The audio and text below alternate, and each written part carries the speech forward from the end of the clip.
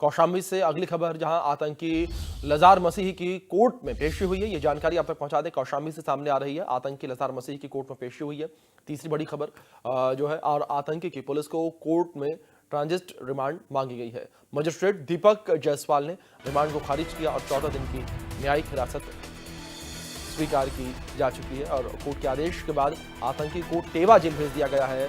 कल आतंकी को पुलिस और एसटीएफ ने गिरफ्तार किया था। आतंकी के पास से भारी मात्रा में गोला बारूद बरामद हुआ। ये बड़ी खबर है जो इस बीच सामने आ रही है। 14 दिन की न्यायिक हिरासत स्वीकार की जा चुकी है। कोर्ट के आदेश के बाद आतंकी को टेवा जेल भेज दिया गया है। ये बड़ी खबर जो इस बीच सामने आ रही है।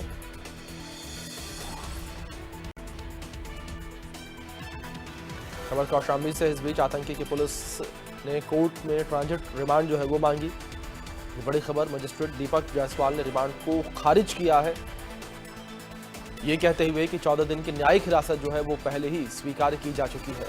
तो कोर्ट के आदेश के बाद आतंकी को टेवा जेल भेज दिया गया है।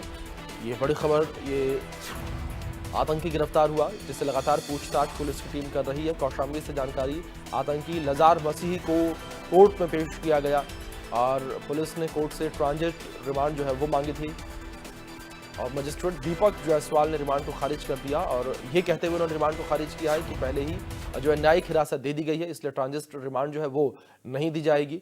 और गोला बारूद जो है वो इस आरोपी के पास से बरामद किया गया था। ये कुछ तस्वीरें आपकी स्क्रीन पर चलने लगी हैं, देख सकते हैं किस तरीके से हैंड ग्रेनेड जो है वो आरोपी के पास से बरामद किया गया और जिसे लेकर लगातार आतंकी से पूछताछ की जा रही है। कहां से उसके पास ये गोला बारूद जो है वो आया, किस तरीके से साजिश जो है रची जा रही थी।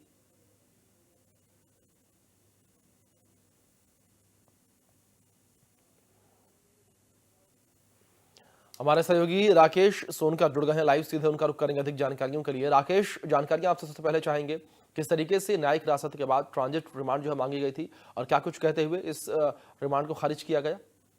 ये आपको बता दें कि लजर मसीह जो है ये कौशाम्बी से गिरफ्तार हुआ था, जिस मामले में उसके पास भारी मात्रा में ग्रेनेड और विदेशी पिस्टल व बारूद, सफेद बारूद भी बरामद हुए थे, जिसका एक मुकदमा कोखराज थाने पे लिखा गया था, जो कौशाम्बी जनपद का है।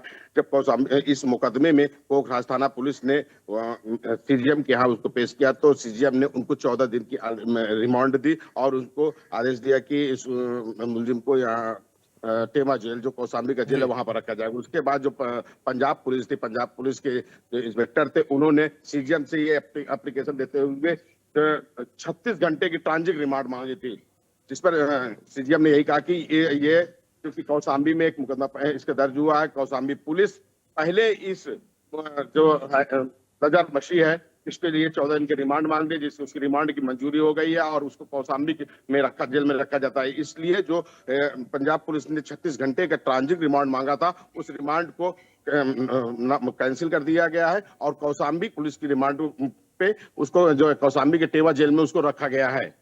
जी, राकेश, जानकारी चाहेंगे आतंकी को लेकर, किस तरह से आतंकी की गिरफ्तारी हुई थी और अगर आतंकी को लेकर बात करें, क्या जानकारी मिल पाई है कि किस तरह की वारदात को अंजाम देने के फिराक में ये आतंकी था?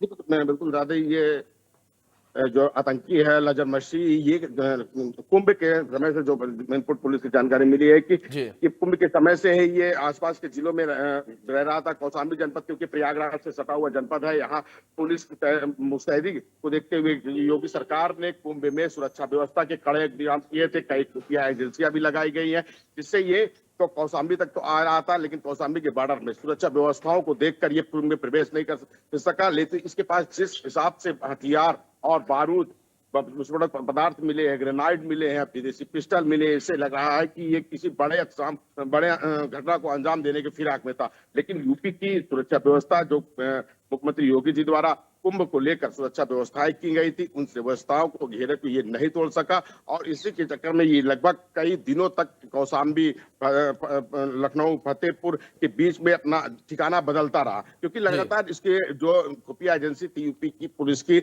उनको इसकी इनपुट मिल रहा था कि इस क्षेत्र में है, लेकिन जब तक पुलिस इसके पास तक पहुंची ये अपना ठिकाना बदल देता था। लेकिन कल देर रात यही हुआ कि जो पुलिस के इनपुट थे, जो खुफिया एजेंसी के इनपुट थे, उसके सहारे इसको कौशाम्बी के कोकराज थाना क्षेत्र सकाड़ा से इसको घेर के पकड़ा गया, जहां से भारी तादाद में इसके साथ पास से हथियार बरामद हुए हैं।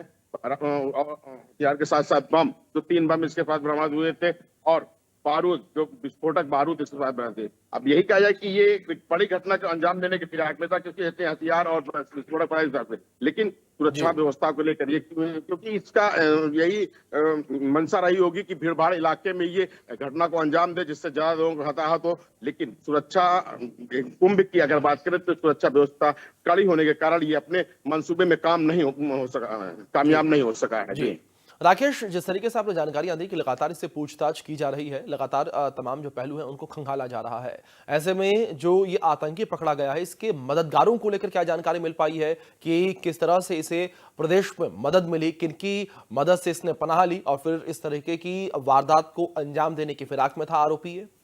बिल्कुल पुलिस अब इस पॉइंट पे ही अपनी जांच को आगे बढ़ा रही है कि इसके कौशाम्बी या प्रयागराज या जी तो अन्य जनपदों में इसके कोई कौन मददगार था, उन विश्वास कर रही है। लेकिन अभी इसने इस बारे में पुलिस की पूछताछ में ये सब नहीं बताया। जो पुलिस सूत्रों की माने तो अभी ये सब अपने मददगारों का नाम इसने नहीं बताया। लेकिन अब जो रिमांड पुलिस ने लिया है, 14 दिन जी की रिमांड मांगी पुलिस ने, इस रिमांड के दौरान इससे ये जरूर कबुलवाने की कोशिश करेगी कि इनके कौन लोग मददगार हैं, जो यूपी में इसकी मदद कर रहे थे, कौशाम्बी में इसकी मदद कर रहे थे, या प्रयागराज में इसके मददगार थे, जो पुलिस की और सुरक्षा व्यवस्था की इसको जानकारी दे रहे थे, किसके मतलब संरक्षण में चल रहा था और किन लोगों से सहयोग ले रहा था। इस पर पुलिस की अब मेन फोकस इसी पे, और पुलिस इसी पे जांच करेगी। अब रिमांड इसकी अगर पुलिस रिमांड में जब लेगी तो पुलिस इसी पॉइंट पे कि इसके कौन कौन मददगार थे और फिर उन मददगारों पे भी कार्रवाई पुलिस करेगी। जी बिल्कुल राकेश, बहुत शुक्रिया जुड़ने के लिए, तमाम जानकारियों के लिए भी।